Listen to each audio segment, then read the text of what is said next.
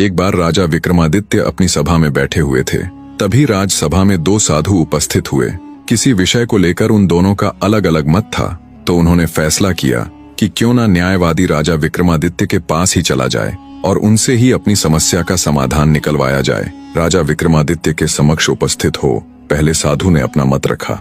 हे राजन, किसी भी मनुष्य का मन ज्यादा शक्तिशाली होता है।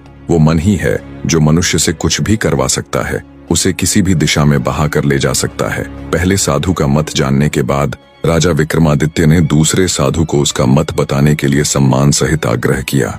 तब दूसरा साधु बोला, हे राजन, किसी भी मनुष्य के मन से ज्यादा शक्तिशाली उसकी बुद्धि, उसका ज्ञान होता है। अब दोनों साधु अपनी अपनी बात पर अड़े हुए थे। एक मन को तो दूसरा ज्ञान यानी बुद्धि को बड़ा बता रहा था। दोनों का पक्ष जानने के बाद विक्रमादित्य ने विचार किया कि ये विषय वाकई में बड़ा गहन और विचारने लायक है।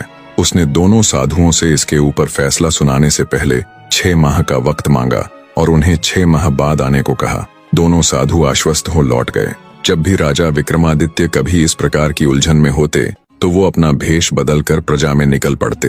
अब काफी सोचने विचारने के बाद भी जब राजा विक्रमादित्य को इस विषय में सफलता नहीं मिली तो उन्होंने अपना वही हथकंडा अपनाया और वेश बदलकर राज्य में निकल पड़े। पहले 2-4 दिनों तक उन्हें कुछ भी ऐसा अलग या अद्भुत नजर नहीं आया, पर फिर एक दिन जब वो ऐसे ही घूमने निकले हुए थे तभी उन्हें एक नवयुवक दिखाई दिया जिसकी हालत बड़ी ही नाजुक थी। कपड़े जगह जगह से फटे हुए थे। मैले कुचैले कपड़े और लंबी लंबी दाढ़ी होने के बावजूद भी राजा विक्रमादित्य ने उस नवयुवक को पहचान लिया। दरअसल वो नौजवान नगर के एक बहुत ही प्रतिष्ठित व्यक्ति का लड़का था। जब राजा ने उस नवयुवक से उसके पिता का हाल चाल जानना चाहा और उससे उसकी इस दशा का कारण पूछा तो उस नवयुवक ने राजा विक्रमादित्य को अपना